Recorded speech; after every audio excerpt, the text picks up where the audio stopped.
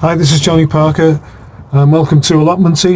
This is my early May update and I just want to give you a quick tour of the allotment to see how things are growing, what's coming up new and what things are going to happen next. So one of the things we've done is to clear out this shed. It was absolutely packed with lumber from floor to ceiling, and now I've actually got some room to get a few of my tools in, and I've got a little sort of workbench. There's not much room, but I could do something on there if I need to. And this was absolutely chock-a-block with all this. There's like a ton of it, all the mint's growing up through it now. But as you can see, there's like loads of timber that was all stacked in there, which is going to come in very handy. I've dug out an awful lot of bindweed, and as you can see there's like still a ton of bindweed in here. I've also got a load of mint which is growing, which smells fantastic, but is a little bit of a weed. I've also got a new neighbour, Dave, who's very kindly done a lot of strimming and tidied up, and he's done loads of work on his plot to try and get going on it in just a short space of time. So I'm really pleased to have a new neighbour. And I've got my first earlies here. They're coming up well, so they're starting to sprout up nicely. I probably need to earth them up soon. My peas have never materialised, so I'm probably going to have to sow some more peas in there. I don't know what happened to them. I don't know if the mice ate them or something, I don't know. Anyway, they didn't germinate, so I probably should go back to Wilco's and say can I have my pound back, but I can't be bothered really. Anyway, the onions are coming up well, and despite the weed proof membrane, there's still bindweed coming up here. You know, if I didn't have the weed proof membrane, there'd be just a ton of this really, and I'd be having to hoe it out of there's chickweed in there as well. Look at that, loads of it. I've also got the old nasty mare's tail here, which is just horrible really.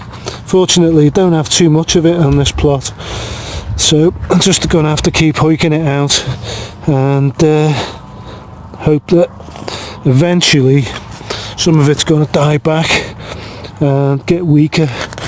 Look at that, bloody loads of it, Jesus.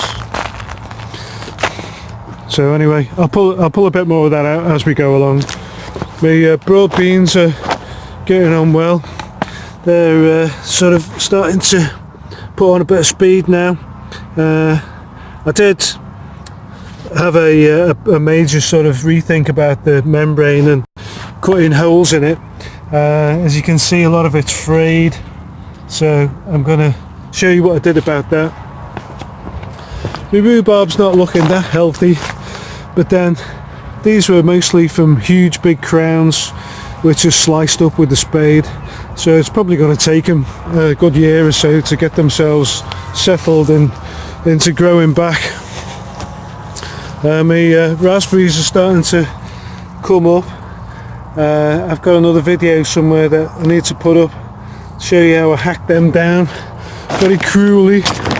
I've got some sweet corn here in this little cold frame I made, and I've got some squash there. And what I'm going to do with that sweet corn is I'm going to plant it in a big square here, and I'm going to do what the supposedly the American Indians did and plant sweet corn with some of the squash and some beans as well, because apparently the three go together really well. And the squash provides some spiky stemmed ground cover to deter the slugs, and the beans grow up the sweet corn stalks. So we'll see how all that works out. That should be interesting to do. I've managed to get my strawberry plants transplanted.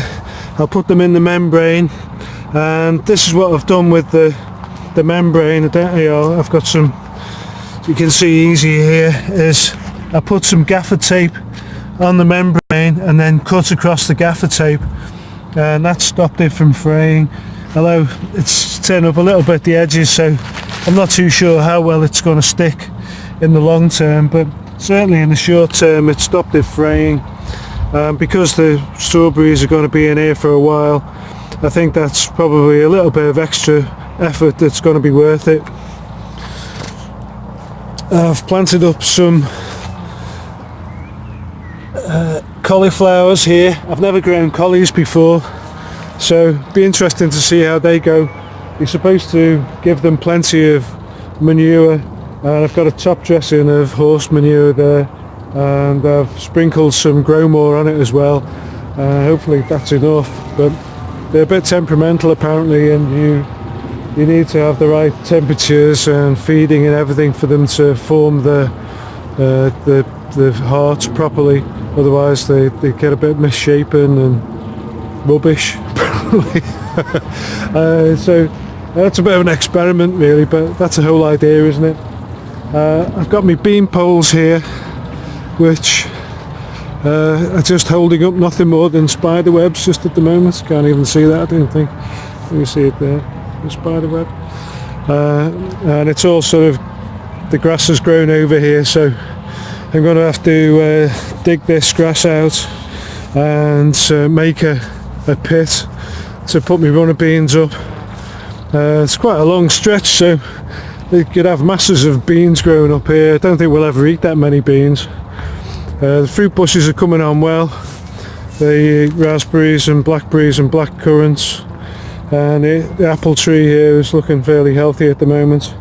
As you can see, the uncovered ground is growing weeds like crazy. I've kind of hoed this once already, but that's the thing with hoeing, you've got to keep doing it because the buggers just keep growing. And the only other thing is the greenhouse. So the sad old greenhouse is, I've had a few different thoughts about this. It's a cracker really. It's 14 foot long by 9 foot wide, and I did want to take all the glass out. I'm still going to take the glass out because, as you can see, most of it's falling out already. It's a bit dangerous, and I didn't want it falling on my head, and a lot of it's kind of rotten, as you can see. And what I'm going to do, I priced up the cost of getting poly, the 4mm twin walled poly sheets to replace the glass with, but that was going to cost about 500 quid, and I could pretty much buy a whole brand new greenhouse for that. I could also buy a polytunnel for that as well. So I think what I'm going to do is I'm going to take the glass out, and I'm going to stretch some polythene sheet over the top sides of the greenhouse, and I'll just see how that goes really. I'll give it a coat of like fence paint first to just give the wood a little bit of extra protection, because it is a bit tired and it's had a lot of wear and tear. As you can see, it's the what stain had been on it as well sort of disappeared, and I've got a load of tomatoes growing at home and I desperately need somewhere to grow them, so that's got to be a project that I need to do sooner rather than later.